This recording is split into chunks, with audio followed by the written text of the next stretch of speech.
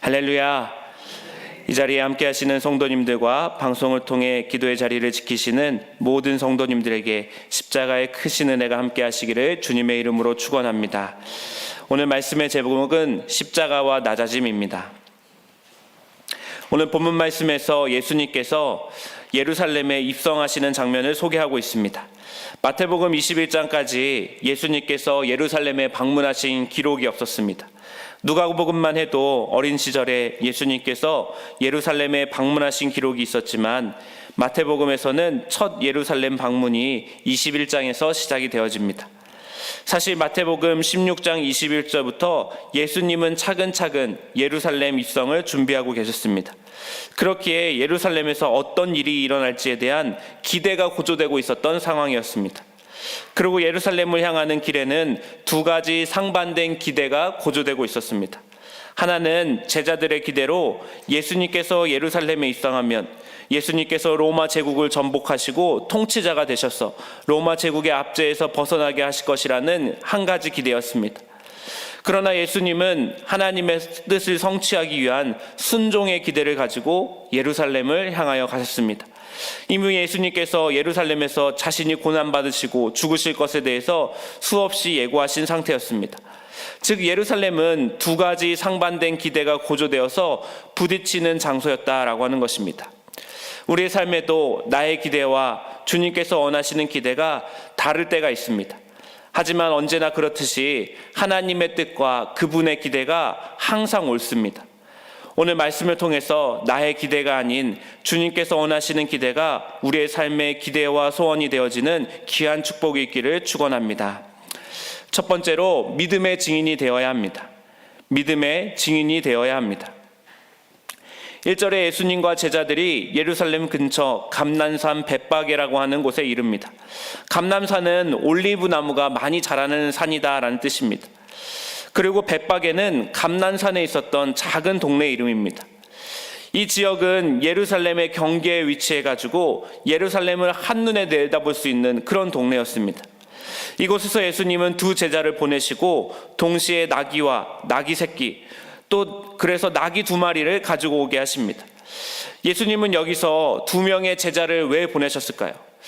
유대 사회에서 법적인 증인의 수가 2명이었기 때문에 2명의 제자를 보낸 것입니다. 그리고 그 두 제자가 맞은편 마을로 가게 되었습니다. 예수님께서 현재 계신 곳은 벳바게라고 하는 정확한 지명이 밝혀져 있지만 벳바게 맞은편 마을의 지명은 등장하고 있지 않습니다. 제자들이 가는 곳이 불확실한 곳이다라는 것을 암시해주는 표현입니다. 제자들은 그곳에 정말 두 나귀가 있을지 또 3절의 말씀처럼 주가 쓰시겠다고 하면 순순히 나귀를 건네줄 것인지 아무것도 담보할 수 없는 상황이었습니다. 이런 불확실성에서 예수님은 2명의 제자를 보내십니다. 특별히 3절에 주가 쓰시겠다 하라는 표현은 본래의 의미로 직역하면 그것들의 주인이 쓰시겠다라는 의미입니다. 다시 말해서 예수님께서 나귀와 나귀 새끼의 주인이 되어주신다라고 하는 것입니다. 예수님께서 미리 돈을 주고 그 나귀들을 구매해 둔 것이 아닙니다. 예수님께서는 그리스도로서 모든 피조물의 주님이시다라는 의미를 두고 있는 것입니다. 그리고 그 불확실한 맞은편 마을에서 두 제자는 예수님께서 모든 피조물의 주님이심을 발견하게 됩니다. 예수님의 말씀대로 준비된 나귀 2마리가 있었기 때문입니다. 결국 두 제자가 예수님의 주인 되심의 증인이 되었습니다. 법적인 증인이 된 것입니다. 여러분, 그리스도인의 삶이란 예수님의 주인 되심을 발견하는 삶입니다. 우리의 인생에 여러 가지 불확실성이 존재합니다. 특별히 오늘과 같이 코로나 팬데믹의 상황에서 우리는 모든 것을 예측하기 힘든 시대를 살아간다고 이야기합니다. 그래서 이 시대의 믿음은 이 불확실한 세상 속에서도 여전히 우리의 삶의 주인이 주님이시라고 고백하는 것이고 여전히 주님께서 우리의 삶의 곳곳에 예비해 두신 은혜가 있음을 신뢰하는 것이 우리의 믿음이 되어야 한다라고 하는 것입니다. 동시에 그리스도인의 삶에는 두 가지 긴장이 늘 존재합니다. 불확실성에 더 마음이 잠식될 것인가? 아니면 예수님의 주인 되심을 더 깊이 신뢰할 것인가? 불확실성과 주인 되심의 주도권 싸움이 우리 내면 깊은 곳에 있다라고 하는 것입니다. 미국 팀켈러 목사님의 일과 영성이라는 책에 보면 오늘날 현대사회의 우상이 있는데 그 중에 하나가 불확실성의 우상이라고 이야기합니다. 세상에는 사람들에게 불확실성을 조장해서 사람들을 통제하고 제어하며 이득을 취하는 일이 있다고 이야기합니다. 그래서 사람들은 자신의 인생들 앞에 펼쳐진 불확실성을 제거하기 위해서 부단히 노력하면서 살아간다고 이야기합니다. 그래서 팀켈러 목사님은 책에서 이렇게 이야기합니다.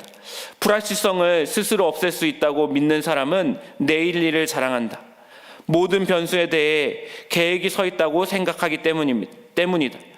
통제 욕구가 지나친 사람은 권력을 남과 공유하기 힘들어하고 위임하지 못하며 남을 조종하려는 경향이 있다. 남에게 죄책감과 압력을 가해 자기가 원하는 대로 하게 만든다. 하지만 잠언 27장 1절에서는 너는 내일 일을 자랑하지 말라. 하루 동안에 무슨 일이 일어날는지는 내가 알 수 없음이니라 라고 말씀하며 우리의 인생이 아무리 계획하고 통제하려고 해도 결국은 우리의 인생은 우리의 삶의 밖에 있다라고 하는 것입니다. 불확실성은 우리가 제어할 수 있는 것이 아닙니다. 그래서 우리는 오늘도 나의 인생의 주도권을 내가 쥐고 있지 않고 우리의 삶의 주도권을 주님께 이양하고 내어드리는 것입니다. 그렇게 될 때 주님께서 미리 예비해 두신 그 은혜를 발견하게 하시고 거기서 우리의 삶을 통해서 주님이 세상의 주인 되어 주심을 증거케 하시는 귀한 축복을 우리의 삶 가운데 허락하여 주실 줄 믿습니다. 두 번째로 예수님의 낮아지심을 닮아가야 합니다.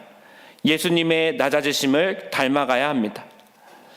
4절 말씀에 선지자를 통하여 하신 말씀을 성취하려 하신다라고 하면서 구약성경 이사야 62장 11절과 스가랴 9장 9절 말씀이 인용되고 있습니다. 특별히 스가랴 9장에서는 구원을 베푸실 왕이 오시는데 그 왕은 지극히 겸손한 왕이라고 이야기합니다. 그리고 그 겸손하신 평화의 왕이 나귀 새끼를 타고 오실 것이라고 스가랴 선지자에 의해서 예언이 되었습니다. 그리고 오늘 본문 말씀에서는 그 겸손의 왕이 바로 예수 그리스도시다라고 말하고 있는 것입니다. 예수님 당시 왕들은 마태복음을 처음 읽었었던 독자들의 그 시대의 왕들은 군사적이고 폭력적인 왕들이었습니다. 이런 세상의 왕들과는 전혀 대조적인 왕으로서 오신 분이 우리 예수님이다라고 말하고 있는 것입니다. 세상의 왕들은 끊임없이 높아지고 더 많이 취하기 위해서 군림하는 왕이었습니다. 하지만 예수님은 낮아지기 위해 어미 없이는 앞으로 제대로 가지도 못하는 미숙한 나귀 새끼를 타고 백성들을 만나신 겸손의 왕이셨고 낮아지심의 왕이셨습니다. 나아가 예수님은 자신의 백성인 우리에게도 그 예수님을 따라서 낮아짐의 자리, 섬김의 자리로 나아올 것을 강력하게 요청하고 계십니다. 마가복음 10장 42절부터 45절에 예수님은 누구든지 으뜸이 되고자 할 때 모든 사람을 섬기는 자리에서 으뜸이 되어야 한다라고 말씀하셨습니다. 세상의 권세자들은 자신의 권위를 가지고 자기 유익을 따라서 자기 욕심을 따라서 자기 마음대로 임의로 주관하면서 그 리더십과 권위를 사용한다라고 말씀하셨습니다. 그래서 세상의 공동체는 권세를 마음대로 사용하기 위해서 구조를 단순화하고 갑과 을의 관계들을 만들어낸다라고 합니다. 그러나 예수님은 너희는 그렇지 않을지니라고 말씀하시면서 맨 꼭대기에 올라가고 싶은 사람은 섬기는 사람이 되어야 하고 으뜸이 되고자 한다면 낮아져 종이 되어야 한다라고 말씀하십니다. 이것이 하나님의 백성이 추구하는 삶의 구조다라고 말씀하십니다. 예수님은 가장 높은 자리가 아닌 가장 낮은 십자가로 가셨습니다. 예수님은 섬김을 받으러 온 것이 아니라 섬기러 왔다라고 하면서 많은 사람을 위해 자기 목숨을 몸값으로 치러주었다라고 말씀하시면서 이 말씀을 몸소 성취해 주셨습니다. 예수님의 섬김은 우리를 위해서 생명까지 내어준 섬김입니다. 그러므로 낮아지신 예수님을 따라가는 사람들은 혼신의 힘을 다해서 섬기는 일을 마다하지 않는 것입니다. 그렇게 오늘도 우리는 교회 공동체를 섬기기 위해서 주차도 한 층을 더 내려가서 누군가를 배려하기 위해서 낮아지고 몸이 불편하신 분들을 위해서 계단을 이용하거나 버려진 주보와 같은 것들을 챙기면서 작은 섬김에서부터 그리스도를 닮아가는 일들이 이어져야 한다라고 하는 것입니다. 두란노에서 나온 책 중에 예수님의 거룩한 습관이라는 책을 보면 아시시의 성자 프란시스의 이야기가 소개됩니다. 프란시스가 나베느라라고 하는 산에서 이런 기도를 했다라고 합니다. 주님, 저에게는 주님처럼 섬기다가 고난을 받아본 일이 없습니다.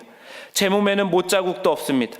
저에게는 주님의 고난이 꼭 필요합니다. 주님의 고난을 알게 하여 주시옵소서. 그리고 그의 기도에 대한 응답으로 그의 손과 발에 생긴 거룩한 5개의 못자국을 거룩한 상흔이 생겼는데 그것을 스티그마타라고 불렀다고 합니다. 오늘 우리의 일생들 가운데서도 부끄러움 없이 하나님 앞에 서도록 거룩한 섬김의 스키마타를 만들어가며 예수님의 낮아지심을 닮아가는 귀한 은혜가 있기를 주님의 이름으로 간절히 축원합니다. 세 번째로 온전한 경배를 이어가야 합니다. 온전한 경배를 이어가야 합니다.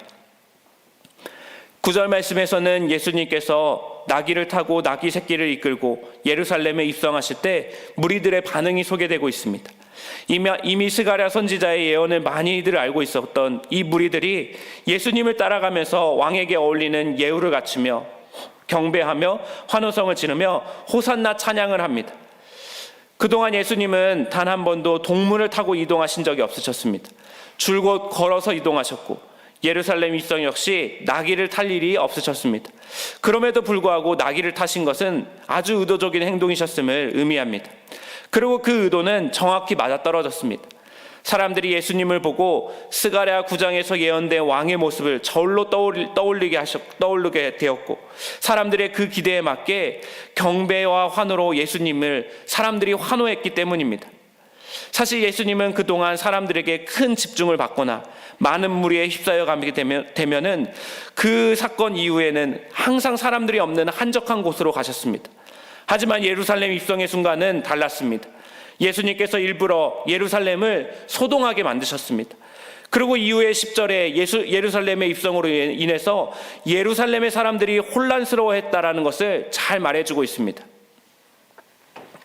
그렇습니다. 예수님은 구원 역사를 이뤄가시기 위해서 소란케 하십니다. 무엇을 위해 소란케 하십니까? 우리의 마음을 위해서 소란케 하십니다. 우리 안에 옛사람을 버리도록 소란케 하십니다. 우리 안에 하나님이 원하시지 않는 삶의 행실, 그 마음의 중심들을 흔드시고 소란케 하신다라고 하는 것입니다. 그리고 새 사람을 입혀주시는 것, 하나님께서 기뻐 받아주시는 삶의 행실로 온전한 경배를 받으시도록 하나님은 우리의 삶을 소란케 하시고 흔드십니다. 그리고 이 온전한 경배는 예루살렘에서만 그치는 것이 아니라 예수님께서 이 땅에서의 모든 사역을 마치는 그날까지 지속되어야 한다라고 말하고 있습니다. 하지만 무리들은 예루살렘의 입성 때에는 예수님을 그렇게 환호하고 경배했지만 예수님의 십자가 죽음 때에는 모두가 한 마음으로 예수님을 죽이기 원했다라고 하는 것입니다. 다시 말해서 온전한 경배란 처음 환호하는 그 마음이 중요한 것이 아니라 그 마음을 지속하는 것이 훨씬 더 중요한 마음이다라고 말하고 있습니다. 오늘 저와 여러분의 삶에 예수 그리스도를 처음 만나 환호했던 그 경배의 마음들이 예수님을 더욱 알아가는 깊은 은혜들로 채워질 때에 온전한 경배로 오늘 하루 예수님께 몰입할 수 있는 귀한 축복이 함께 하시기를 주님의 이름으로 간절히 축원합니다. 함께 기도하시겠습니다. 오늘도 우리의 삶을 하나님의 뜻 가운데 이루어주시고 낮고 미천한 자리를 마다하지 않으시고 우리의 삶을 살피시고 인도하신 하나님 아버지, 오늘도 주의 은혜를 힘입어 이 복된 주일 새벽을 맞이하게 하시니 감사를 드립니다. 우리의 삶이 주님께서 역사하시는 믿음의 증인된 삶이 되기 원하오니 우리가 예수님의 낮아지심을 닮아갈 수 있도록 인도하여 주시고 첫 마음을 주님을 만났던 그 감격을 잘 간직하여서 오늘 하루 온전한 경배를 이어갈 수 있는 마음의 지속적인 마음들을 주님께서 부어주시고 채워주시옵소서. 이 시간 하나님 앞에 진실된 마음으로 물질을 구별하여 올려드린 귀한 손길들이 있습니다. 하나님께서 이 예물을 기뻐 받아주시고 하늘의 신령한 복들과 땅에 기름진 것들로 축복하여 주셔서 주님께 올려드린 것보다 채우시는 역사가 더욱더 풍성한 은혜를 경험케 하는 역사들을 허락하여 주시옵소서. 우리 주 예수 그리스도의 이름으로 기도드렸습니다. 아멘.